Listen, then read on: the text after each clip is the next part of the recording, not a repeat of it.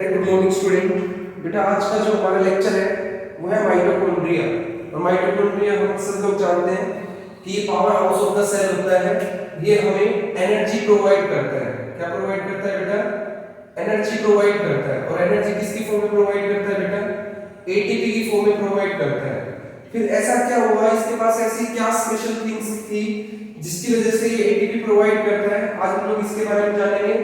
उससे पहले बेटा हम लोग एक थ्योरी है जिसका नाम है एंडोसिम्बायोटिक थ्योरी। क्या नाम है बेटा? Endosymbiotic theory. ये थ्योरी क्या कहती है?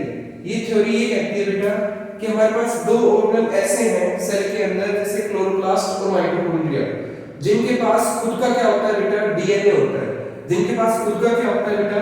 डीएनए होता है। ये खुद जो है अपनी रेप्लिकेट करने के अंदर, प्रोटीन बनाने के अंदर लोग जो है खुद सक्षम है। तो इनके पास ऐसा क्यों हुआ? ऐसा माना जाता है बेटा पहले एक यूकैरियोटिक सेल थी। पहले एक यूकैरियोटिक सेल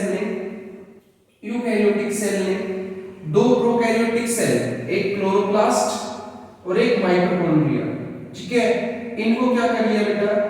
इंगल्फ कर लिया, खा लिया, ठीक है।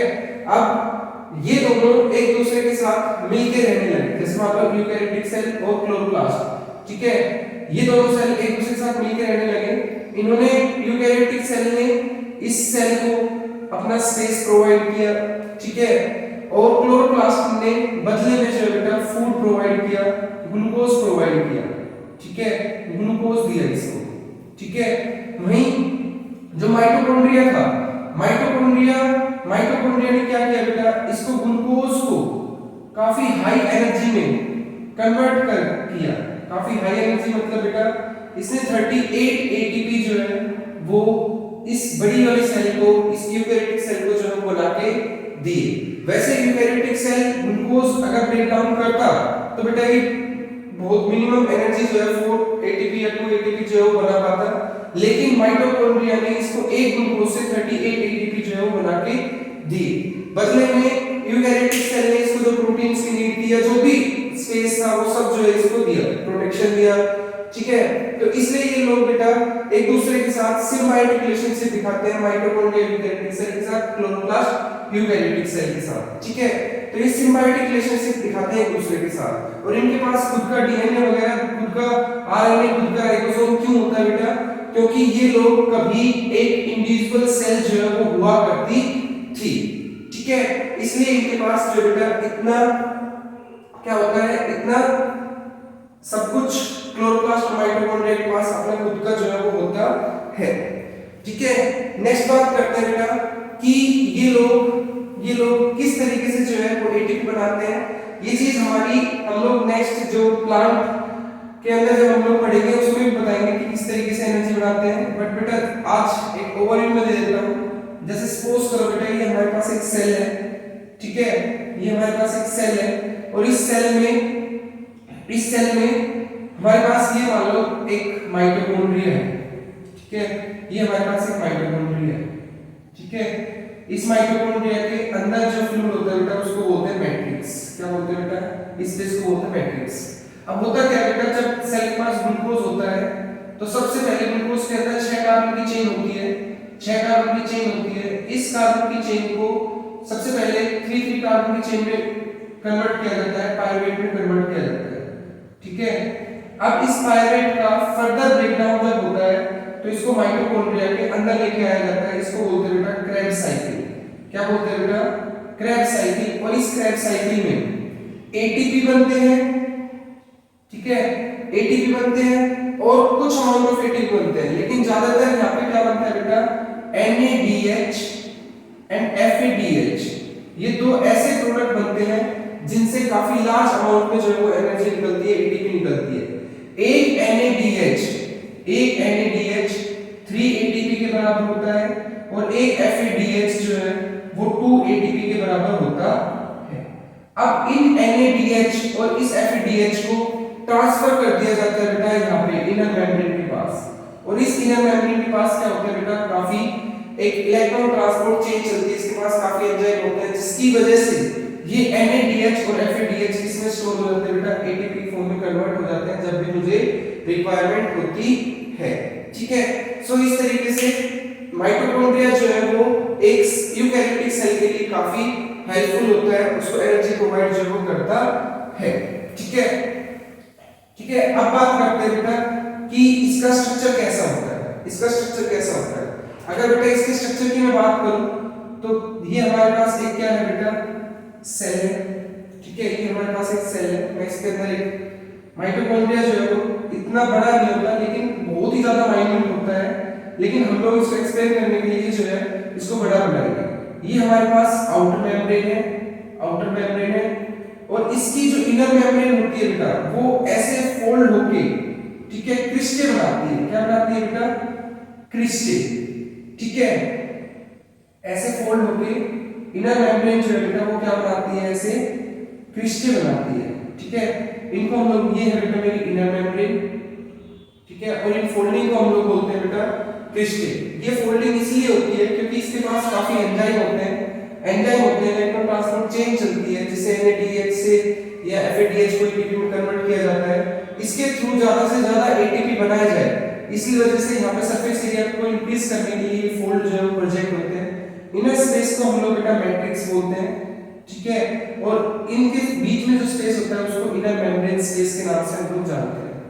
ठीक है, और इस क्रिस्टे के अंदर की तरफ कुछ इस तरीके से यहाँ पे ऑक्सीजोन्स होते हैं जिनके ऊपर ATP वगैरह की सिंथेसिस होती है। यहाँ पे बेटा F नोट F1 पार्टिकल होते हैं। कौन होते हैं बेटा, F नोट F1 पार्टिकल जो है वो प्रेजेंट होते हैं। ठीक है, कौन होते हैं बेटा, यहाँ पे F1 F नोट पार्टिकल जो है इसके अंदर प्रेजेंट होते हैं। ठीक है, अब इनके अंदर बेटा खुद का क्या होता है बेटा, खुद का DNA होता है। ठीक है, जैसे बैक्टीरिया के अंदर होता था, इनके पास खुद का क्या होता है बेटा, DNA होता है। DNA से क्या बनता है बेटा, DNA से RNA बनता है, ये खुद का RNA बना लेते हैं, और RNA से क्या बनता है बेटा, प्रोटीन भी बना लेते हैं। ये लोग क्या बना लेते हैं बेटा, प्रोटीन भी बना लेते हैं। क्यों बना लेते हैं बेटा, क्योंकि इनके पास खुद के क्या होते हैं, राइबोसोम होते हैं। क्या होते हैं बेटा, इनके पास खुद के राइबोसोम होते हैं।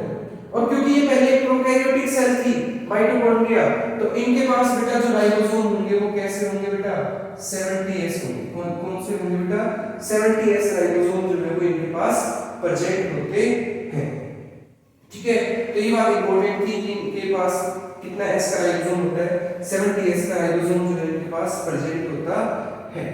अब बात करते हैं बेटा, अब बात करते हैं जनरल थ्योरी की, कि इनका साइज जो है विड्थ में 0.2 से 1 माइक्रोमीटर होता है, लेंथ 1 से 4.1 माइक्रोमीटर होती है। इनका नंबर इंडिविजुअल के अंदर वेरी करता है। अगर जैसे मान लो प्लांट्स है तो उसके अंदर माइटोकॉन्ड्रिया कम होते हैं, और एनिमल्स है तो उनके अंदर माइटोकॉन्ड्रिया ज्यादा होते हैं, क्योंकि एनिमल्स जो है वो काफी मूव वगैरह करते हैं, चलते फिरते हैं, इस वजह से उनके अंदर एनर्जी की जो है वो ज्यादा रिक्वायरमेंट होती है। ये बेटा डबल मेम्ब्रेन बाउंड स्ट्रक्चर है, double membrane bound structure, double membrane organelle है। ठीक है, एक तो उसकी मेम्ब्रेन होगी सेल की, सॉरी इनके पास बेटा क्या होती है, एक तो आउटर मेम्ब्रेन होगी और एक कौन सी होगी बेटा, इनर मेम्ब्रेन। ठीक है, शेप कैसी होती है बेटा, सिलिंड्रिकल होती है। जब इसके स्ट्रक्चर को स्टडी किया जाता है माइक्रोस्कोप के अंदर तो बेटा इसको स्क्रीन किया जाता है जेएस ग्रीन के थ्रू। ठीक है, उसके बाद बेटा मेन जो काम होता है एटीपी का बनना, वो इस सरफेस पे, इनर सरफेस पे कुछ पार्टिकल होते हैं F0 F1 पार्टिकल, वो इस तरीके से अरेंज होते हैं कि F0 पार्टिकल तो मेम्ब्रेन के बेस में है। जैसे मान लो ये मेरे पास एक इनर मेम्ब्रेन है, ये मेरे पास ये अंदर की मेम्ब्रेन है, इसके बेस पे यहाँ पे होगा बेटा F0 पार्टिकल, और इससे आगे की तरफ स्टॉक पे यहाँ पे प्रेजेंट होगा बेटा F1 पार्टिकल। ठीक है, इस तरीके से F0 और F1 पार्टिकल जो है वो अरेंज होते हैं। ठीक है, ये मेरे पास क्या है बेटा, एक स्टॉक लाइक स्ट्रक्चर है। ठीक है, इसके F1 पार्टिकल के पास यहाँ पे क्या होता है बेटा, ATP सिंथेटेज होता है। क्या होता है बेटा, ATP सिंथेटेज होता है। ठीक है, यहाँ से ये F0 जो है मेम्ब्रेन के अंदर एम्बेडेड है, ये ध्यान रखना बेटा, F0 मेम्ब्रेन के अंदर एम्बेडेड है। ठीक है, जब ये लोग ATP बनाते हैं तब होता क्या है कि यहाँ पे हाइड्रोजन का कंसंट्रेशन ज्यादा होती है, अंदर कम होती है, तो बेटा एकदम से हाइड्रोजन जो है यहाँ से अंदर की तरफ मूव करते हैं। ठीक है, हाइड्रोजन कहाँ मूव करते हैं बेटा, अंदर की तरफ मूव करते हैं। ऐसे लगा लो जैसे मान लो यहाँ H+ आ रहा है तो एकदम से अंदर की तरफ मूव करते हैं अलोंग द कंसंट्रेशन ग्रेडियंट। उसी एनर्जी का यूज करता है बेटा कौन, F1 पार्टिकल। ठीक है, F1 पार्टिकल के पास एटीपी सिंथेसाइज होता है, ये उस एनर्जी का यूज करता है और एडीपी को कन्वर्ट कर देता है बेटा किसमें, एटीपी में। और इस प्रोसेस को हम लोग किसके नाम से जानते हैं बेटा, ऑक्सीडेटिव फॉस्फोरिलेशन के नाम से जानते हैं बेटा, ऑक्सीडेटिव फॉस्फोरिलेशन। ठीक है, क्योंकि यहाँ पे जो है माइटोकॉन्ड्रिया के अंदर एटीपी बनी है, इसलिए हम लोग इसको ऑक्सीडेटिव फॉस्फोरिलेशन के नाम से जानते हैं। अगर लाइट की वजह से बनती, जो कि क्लोरोप्लास्ट के अंदर होता है, जो कि हमारा नेक्स्ट लेक्चर होगा बेटा, क्लोरोप्लास्ट के पास भी एबिलिटी होती है खुद की एनर्जी बनाने की, क्योंकि हमने अभी भी सीखा है कि एंडोबायोटिक सिम्बायोटिक थ्योरी में क्लोरोप्लास्ट एक ऐसा ऑर्गेनेल है जो कि खुद क्या कर सकता है बेटा, अपना खुद का डीएनए, आरएनए और प्रोटीन जो है वो रखता है, और खुद की प्रोटीन एटीपी बना सकता है।